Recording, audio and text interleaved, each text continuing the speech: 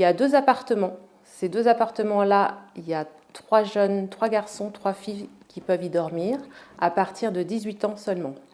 Auparavant, ils vont sur un autre appartement, ce qu'on appelle l'appartement d'entraînement résidentiel, pour voir un petit peu, qui commence à tester un petit peu tous les apprentissages résidentiels. Tout ça dans le but d'une future vie autonome.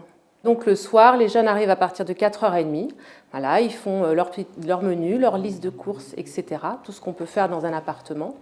Et puis il y a aussi toute la gestion du temps libre, la gestion des loisirs pour ceux qui le souhaitent. Moi, je suis présente jusqu'à 21h30 le soir. C'est-à-dire que les jeunes de 18 ans sont vraiment seuls en autonomie la nuit. En sécurité, toujours, bien sûr. Ils ont tous les numéros de téléphone qu'ils peuvent appeler en cas de problème. C'est aussi ce qu'on teste avant qu'ils passent les nuits pour être sûr qu'ils puissent nous appeler en cas de besoin. L'atelier menuiserie, c'est un atelier où les jeunes viennent découvrir le travail en utilisant le domaine du bois. Sur l'atelier menuiserie, on travaille des projets à l'année. Les jeunes, en début d'année, on choisit avec eux, on fait un tour des projets réalisables et ensemble, on réfléchit à un projet qui pourrait être réalisé en une année.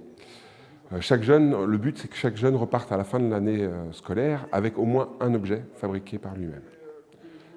En exemple, cette année, on a choisi une lampe robot, donc une petite lampe en forme de robot. Chaque jeune a pu réaliser sa lampe, créer sa lampe et repartir avec. En parallèle de ça, on a des projets aussi pour s'ouvrir sur l'extérieur. En exemple, cette année, on a eu des salons de jardin pour travailler avec le collège en palette. Donc on a travaillé un nouveau support, la palette, pour faire du recyclage de palettes. On a eu un projet avec Chauzet pour transformer une cabine téléphonique en cabine à livres. On a eu un projet de fabrication, toujours en palette, sur la palette, faire des hôtels à insectes. Le but, c'est vraiment, c'est plus vraiment leur apprendre ce que c'est que le travail, le poste de travail. Alors, on va travailler la transversalité avec les autres ateliers. Ce qu'on essaye d'apprendre aux jeunes, c'est que ce qu'ils apprennent sur un atelier peut très bien servir sur d'autres ateliers. Ou ce qu'ils apprennent en classe aussi. On travaille beaucoup en relation avec le professeur.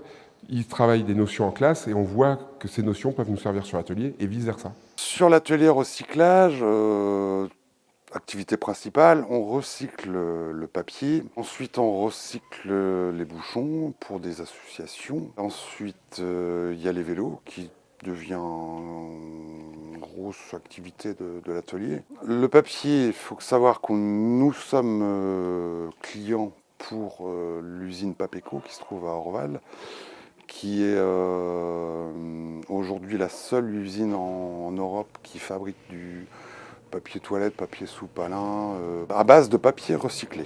Donc nous, on a un partenariat avec eux. On récupère chez une vingtaine de clients.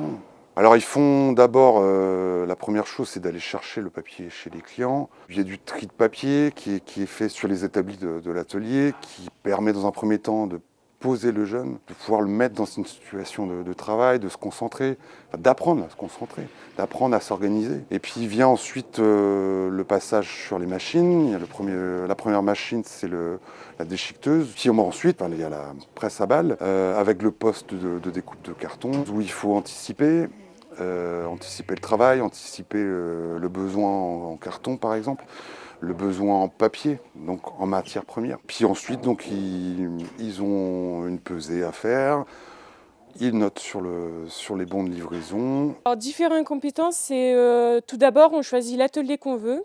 Si on veut choisir l'horticulture, la menuiserie ou tous nos ateliers, on doit aller sur le site de différents compétents. Et on doit aller chercher le document et tout d'abord, il nous demande notre nom, nos prénoms et ce qu'on fait. Et après, il nous demande les questions, ce qu'on sait faire et ce qu'on ne sait pas faire. Et après, on explique tout d'abord, depuis quand on est dans l'atelier. Et après, on leur dit, on fait quoi comme atelier, on est combien de jeunes dans l'atelier où je suis. Et après, on a juste à expliquer ce qu'on fait. Et à la fin, quand j'étais au jury, ils m'ont donné ma feuille pour savoir si j'avais réussi. Et j'ai réussi, je suis très fière de moi, je suis pressée d'aller chercher mon diplôme. À bientôt sur tvie.tv.